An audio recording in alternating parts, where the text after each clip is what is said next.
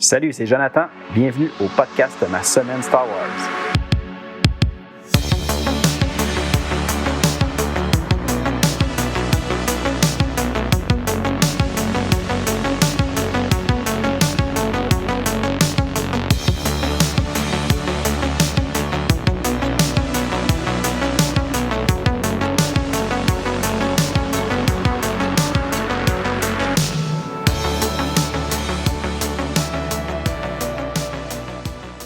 Bonjour tout le monde, bienvenue à l'épisode 13 du podcast Ma semaine Star Wars. J'espère que vous allez bien.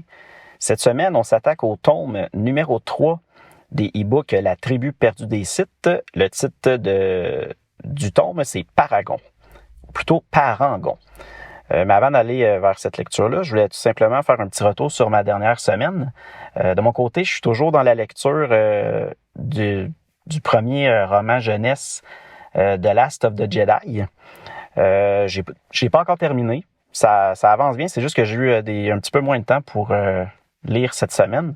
Mais il doit me rester peut-être 2-3 chapitres, puis après ça va être terminé pour le premier roman, puis je vais pouvoir passer au deuxième. Par contre, en lien avec ma lecture de l'univers légende, où ce que moi je suis rendu le plus loin dans la ligne du temps, je vous avoue que je réfléchis encore. Je ne sais pas si j'ai le goût de continuer cette lecture-là, surtout que je suis en train de faire avec vous la relecture depuis le début.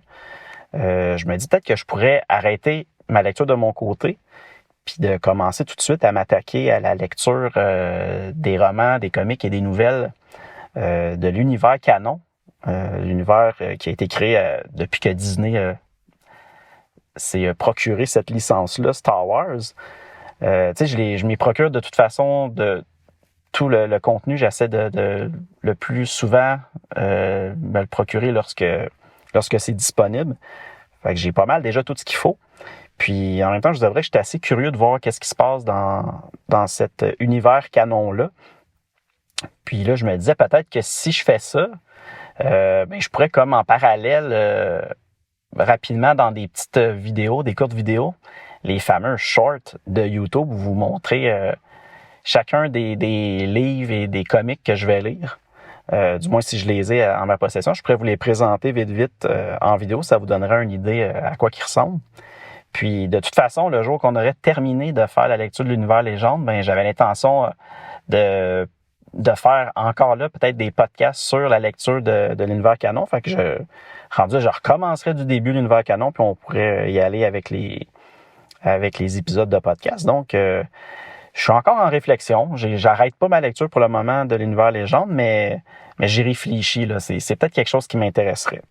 De toute façon, je vais vous tenir au courant de ce qui se passe dans les futures semaines à ce sujet-là. Sinon, j'ai pas eu le temps de continuer à m'avancer dans The Mandalorian. Mais sûrement que la semaine prochaine, je vais avoir vu au moins un autre épisode. Donc, je pourrai rapidement vous dire ce que j'en ai pensé. Sinon, moi, je pense qu'on est prêt à aller dans le contenu principal de l'épisode d'aujourd'hui, mais évidemment, avant d'arriver avec le troisième tome, je vais vous faire le résumé complet du tome 1 et du tome 2 de La tribu perdue des Sith.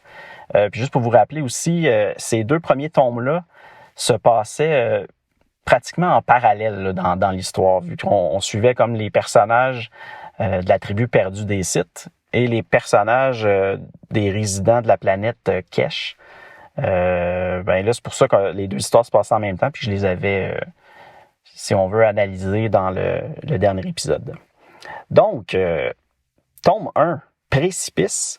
On va se rappeler que l'histoire où je vous avais laissé mon petit résumé, on a vu que les fameux Sith s'étaient écrasés avec leur vaisseau sur une grosse montagne. Puis que, évidemment, il y avait eu énormément de blessés et tout le monde une partie du monde, finalement, avait pu quitter le vaisseau. Puis, c'était comme réfugié dans un petit camp sur cette montagne-là. Donc, on se retrouve le lendemain de cet accident-là. Puis, ce qu'on apprend, c'est que les fameux Massissi, qui sont l'espèce Sith guerrier des seigneurs Sith, malheureusement, ils étaient déjà très malades.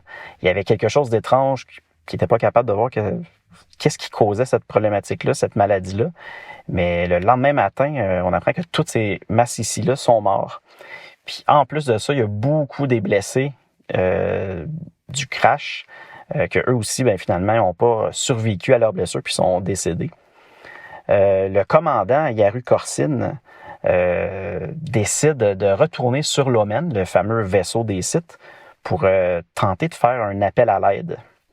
Fait que là, il vérifie est-ce que le transmetteur est encore fonctionnel, puis il se rend compte que finalement, non, le transmetteur a été complètement détruit durant l'accident, l'écrasement du vaisseau, puis c'est impossible de communiquer les autres sites. Sur le vaisseau, Korsin rencontre Devory, son fameux demi-frère, qui a déjà constaté comme quoi que le transmetteur était complètement détruit.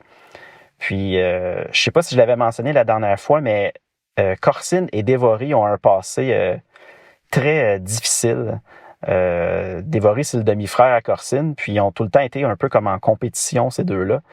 Puis, ils s'aiment pas vraiment. En tout cas, leur relation ne semble pas du tout simple.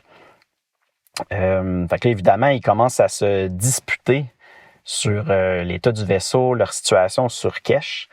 Puis, Devory décide d'attaquer Korsin au sable laser, évidemment.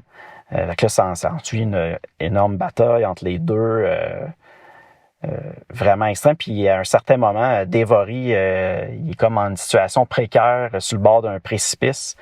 Puis, évidemment, Korsin décide de ne pas l'aider. Puis, Devory tombe, chute et meurt dans ce ravin-là. Par la suite, Korsin revient au campement. Puis, il avait réussi à ramener, par contre, les dernières provisions qui étaient disponibles sur l'Omen pour essayer d'aider un peu les survivants de l'écrasement.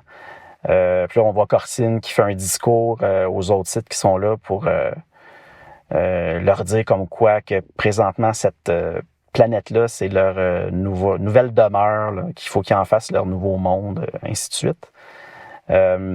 Il est arrivé quelque chose aussi pendant que Korsin était sur l'Omen. Il a comme vu à un certain moment une monture ailée étrange avec un cavalier sur son dos. Puis il avait même ressenti comme quoi que ce cavalier-là, en tout cas, je sais pas si c'était le cavalier ou la monture ou les deux, mais comme quoi qu'il y avait peut-être une certaine sensibilité dans la force. Puis le tome 1 se termine avec Scylla, qui était dans le tome, il l'appelle comme quoi que c'est la femelle de Devory. Et aussi, tout le long du livre, on la voit que dans ses bras, elle a un bébé. Puis on apprend que c'est le fils de Devory et d'elle, nommé Jariad. Mais Scylla est pas folle, là. Elle sait que Korsin est probablement responsable de la mort de Devory. Puis là, on voit qu'elle veut se venger de lui. Par contre, on voit aussi qu'elle est très consciente que Devory a peut-être sous-estimé Korsin, puis qu'elle, elle fera pas la même erreur que lui. Puis, donc, ce tome-là se termine avec Scylla qui veut venger la mort de Devory. Ensuite, le deuxième tome, qui se nommait Divin, on avait vu que, je ne sais pas si vous vous rappelez, il y avait le personnage Adari Val, qui était une géologue veuve d'un ancien monteur de Uvac, l'espèce d'animal volant qu'on parlait tantôt dans l'autre tome. Elle avait dû s'enfuir si on veut, du peuple avec qui elle habitait, parce que vu qu'elle avait comme des théories que le peuple considérait comme étant des pensées d'hérétiques, puis comme quoi que c'était de la folie, tout ça, elle avait voulu comme tenter soit de l'emprisonner ou de la tuer, ça c'était pas clair, mais du moins elle sentait qu'elle était en danger, fait qu'elle s'était sauvée sur le dos de son Uvac pour fuir cette situation-là. Puis elle s'était dirigée vers les fameux pics montagneux où il y avait eu la fameuse explosion, que là on sait que c'était le vaisseau des Sith qui s'était écrasé sur la montagne. Puis elle décide de se diriger vers cette zone-là. Puis elle avait... mon résumé se terminait parce qu'on voyait qu'elle rencontrait le campement des Sith qui s'était écrasé. Là, on voit qu'elle rencontre finalement Corsine, le commandant. Puis là, autant Adari que Corsine, mais ils ne parlent pas la même langue. Mais il y a un personnage, Estos, un personnage qui fait partie des Sith, que lui, grâce à un genre de talent qu'il a pour simplifier les communications, réussit à ce que Adari et Corsine puissent se comprendre, puis échanger pour en savoir un peu plus sur la situation actuelle. Elle sait que les étrangers aimeraient atteindre le continent parce qu'ils sont pris sur la montagne, puis que la survie à cet endroit-là, c'est pratiquement impossible. Là, c'est trop dangereux. Il n'y a pas rien pour les aider à s'abriter. Donc, ils aimeraient vraiment ça, pouvoir atteindre le continent pour se sauver. Par contre, comme Adari, c'est pas une monteuse professionnelle de UVAC, pour elle, c'est impossible d'embarquer quelqu'un avec elle sur cet animal-là parce que elle a aucune idée si l'animal pourrait être dangereux puis que ça pourrait les faire chuter les deux. Bref, c'est pas possible. On voit aussi que Scylla, elle a vraiment pas confiance en Adari puis qu'elle demande à Corsine de pas lui faire confiance, là, que c'est pas normal. Mais Corsine, lui, il dit non, c'est elle qui peut nous aider, fait qu'il faut lui faire confiance. Bref, encore un conflit entre ces deux-là. Avant que Adari parte pour le continent, Corsine, il commence à lui demander un peu des informations sur son peuple à elle, les Keshiri, parce que la planète c'est Kesh, donc le peuple se nomme les Keshiri, et sur les fameux êtres célestes que Adari lui a parlé auparavant. Puis là, on voit que Adari décide de retourner, puis qu'elle réussit à convaincre certains monteurs expérimentés du VAC de revenir avec elle pour aider à sauver les personnes qui se sont écrasées sur la montagne. Adarival, contrairement à avant, est maintenant vue comme étant une pionnière et même une sauveuse, comme elle a ramené ces fameux personnes-là qui se sont écrasées. Fait que son peuple, finalement, il ne veut plus la tuer, mais là, la vénère un peu plus. Même que son peuple est maintenant convaincu que les êtres célestes sont en fin de compte les fameux sont en fin de compte les fameux Sith qui sont arrivés sur Kesh. Parce que là, c'est ça. On voit que les Sith, ils profitent un peu de la naïveté de ce peuple-là. Puis qui les a convaincus comme quoi que c'était les fameux êtres célestes, puis qui vont même construire un temple au sommet du pic montagneux. Mais finalement, ce qu'on sait, c'est que c'est plus une excuse. Là. Eux veulent travailler sur leur vaisseau, l'Omen, pour essayer de le réparer, pour leur permettre de quitter la planète puis de retourner dans l'Empire Sith. Puis c'est pour ça qu'il leur dit à ce moment-là que les êtres célestes vont retourner dans les étoiles éventuellement.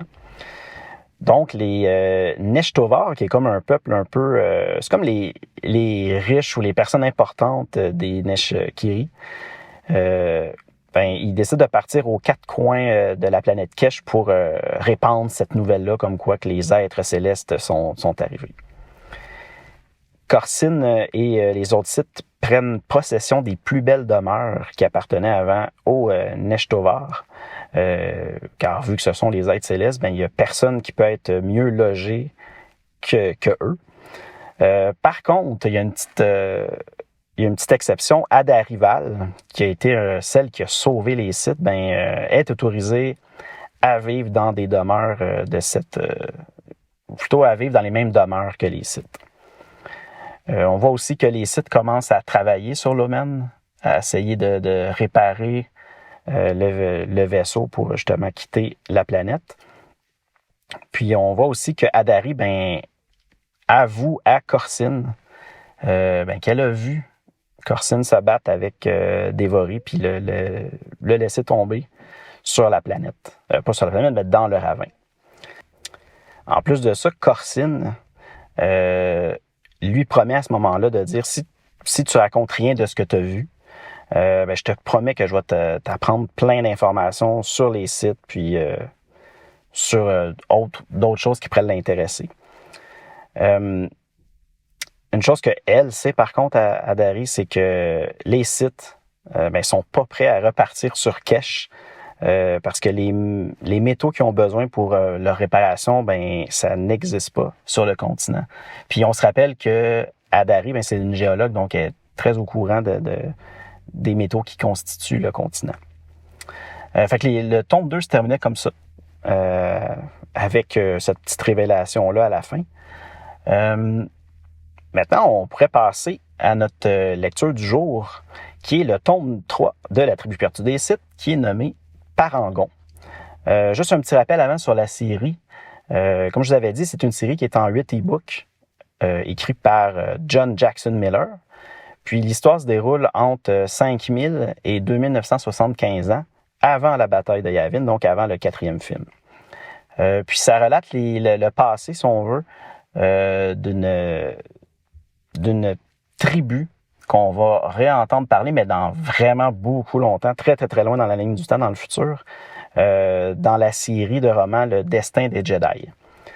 Donc, le tome 3 est paru le 10 février 2010, évidemment sur Internet, vu que c'était un e-book. Là, on se retrouve, on fait un bond dans le temps, quand même pas mal. Là, on parle 15 ans plus tard que le tome 1 et le tome 2. Scylla, on se rappelle qu'il était l'ancienne femelle d'Evory qui est mort. Maintenant, elle est en couple avec Corsine. Puis même que les deux ensemble, ils ont eu un enfant, une fille, qui se nomme Nida. Tilden Koa, qui est le fameux valet Kishiri à Scylla, l'informe qu'elle est attendue en fin d'après-midi pour assister au compte-rendu de Corsine. Parce que Corsine fait tout le temps des comptes-rendus de leur avancée, de tout ce qui se passe en tout cas, au niveau de leur peuple site. Là, on voit qu'il y a Gloyd, qui est l'officier d'artillerie, qui est en train d'expliquer à cette rencontre-là, là, comme quoi qu'il y a eu une idée d'utiliser le laser d'une foreuse pour essayer d'envoyer un signal dans l'espace, pour communiquer avec les autres sites, pour qu'ils les aident à sortir de là. Là, on voit que tout le monde trouve l'idée complètement ridicule, que c'est pas possible, blablabla, puis on voit qu'il fait rire un peu de lui. Là. Il y a aussi Ravilan, qui est l'ancien quartier-maître des Massassi. Justement, les Massassi qui étaient tous morts. Lui, il est rendu maintenant comme le porte-parole, si on veut, de tous ceux qui sont de l'espèce site.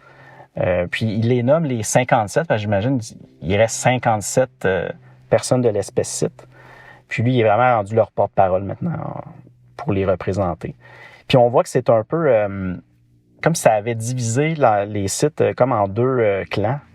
Il y aurait les 57, puis les autres sites. Puis en plus, ces deux clans-là n'ont pas du tout la même vision. Là, Tandis que Corsine, lui, ce qu'il voit, c'est qu'il veut rester sur Kesh. Il se dit que c'est comme le nouveau monde là, qui va leur appartenir, qui va leur permettre de s'élever en tant qu'empire site. Tandis que les 57, eux veulent plutôt tout faire pour quitter cette planète-là puis retourner dans leur monde de l'empire site. On apprend aussi que au niveau des naissances pour ces sites-là, c'est très, très, très difficile. Il n'y a jamais eu un bébé, un enfant site qui a pu survivre à date là, depuis qu'ils sont rendus sur Kesh. Puis là, on voit que Ravilan, le fameux, si on veut, porte-parole des 57, demande à ce qu'il y ait un des leurs qui devienne sage-femme dans la crèche pour tenter de comprendre un peu ce qui se passe avec ces naissances-là qui ne fonctionnent pas. Scylla, plutôt, elle, en tant que chef de l'unité médicale, c'est elle qui s'occupe du suivi de la génétique des sites, elle n'est vraiment pas du tout d'accord qu'un des 57 vienne se mettre le nez dans ses affaires. Donc, elle avise Corsine comme quoi qu'elle veut vraiment pas que ça se produise. À ce moment-là, Corsine met fin à la rencontre. Puis là, on voit un peu en retrait plus tard Corsine et Scylla qui apprennent que tous ceux qui accompagnaient Ravulan, parce qu'entre-temps, Ravulan était parti avec un peu son équipe ou quelque chose comme ça, explorer des différentes villes pour essayer de retrouver... je sais plus trop exactement, mais c'était comme une espèce de plante ou quelque chose comme ça. Bref, il y avait une demande d'aller trouver ça. Bien là, on apprend que Ravulan, tous ceux qui accompagnaient Ravulan, ben, ils sont tous décédés dans la ville de Testubal. Sont tous morts d'une cause inconnue. On n'a aucune idée c'est quoi. Puis, je vais arrêter mon résumé là parce que c'est quand même... tu sais, l'histoire commence à ce moment-là, puis je veux vraiment pas vous en dire trop. Là, je vais vous laisser découvrir ça. Puis de toute façon, on en reparlera au prochain épisode. Mais je peux vous dire rapidement que ce qui est intéressant un peu avec les 3 récits qu'on vient de voir, celui-là, le dernier, le tome 3, est raconté un peu comme si c'était Scylla qui parlait. Contrairement à le deuxième qui était à Darival. Puis le premier précipice, ben, c'était selon la Corsine, là, le commandant Sith. C'était comme lui un peu qui racontait le récit. J'ai trouvé que l'histoire était bonne du tome 3. Encore une fois, c'était difficile. Là. Je sais pas si c'est moi, là, mais j'ai quand même de la difficulté à rentrer dans ces histoires-là à date. Peut-être que c'est de la façon que c'est écrit ou... pourtant, j'en ai lu d'autres œuvres, si on veut, de John Jackson Miller, puis il me semble que c'était pas si compliqué que ça, mais bref, c'est juste d'en faire un peu un résumé. Ben, ça m'oblige vraiment comme à relire plusieurs fois certains passages, juste pour être sûr que je me mélange pas dans ce que je dis. Puis pourtant, quand on regarde ça par après, l'histoire est pas compliquée. Là. Fait que j'ai l'impression que ça doit être moi là, qui a un peu plus de difficulté à le lire. Mais encore une fois, c'est quand même bien. Là. On boude pas cette histoire-là, mais ça vaut la peine d'être lu. Puis, ben, c'est ça. Ça résume un peu ce que j'en pense. Pour le prochain épisode, évidemment, on va aller vers le tome 4, qui se nomme Sauveur. Puis, je pense que ça va être vraiment juste ça que je vais parler dans l'émission. Mais je sais que j'ai commencé à lire d'autres petites lectures, puis je vais voir s'il y a un lien à faire avec ça pour les inclure. Sinon, ça ira à l'autre épisode d'après. C'est vraiment pas grave. Évidemment, si vous avez des questions ou des commentaires, bien, je vous invite à m'écrire au courriel ma semaine starwars@gmail.com. Sinon, encore une fois, allez voir YouTube à ma semaine Star Wars. Je fais des courtes vidéos, des shorts. Puis aussi, je mets disponibles les épisodes du podcast à cet endroit-là aussi. Sinon, évidemment, les épisodes sont disponibles, encore une fois, sur Apple Podcasts, Google Podcasts, Spotify, iHeartRadio, Deezer, Stitcher, TuneIn, Amazon Music et évidemment, leur plateforme Audible. Puis, oui, j'ai encore une page Facebook puis Instagram. Pour l'instant, c'est là. Je publie quand j'ai une émission, mais pour être honnête, c'est vraiment pas populaire. Il n'y a pas grand monde qui vont sur ça. Donc, si jamais vous pensez que c'est une erreur que j'enlève ces pages-là, ben allez faire un tour vite pour que je le sache. Sinon, j'ai l'impression que d'ici quelques semaines, ça se peut que j'abandonne un peu Facebook et Instagram. Donc, encore une fois, merci beaucoup d'avoir été là. Puis, on se revoit la semaine prochaine. Salut!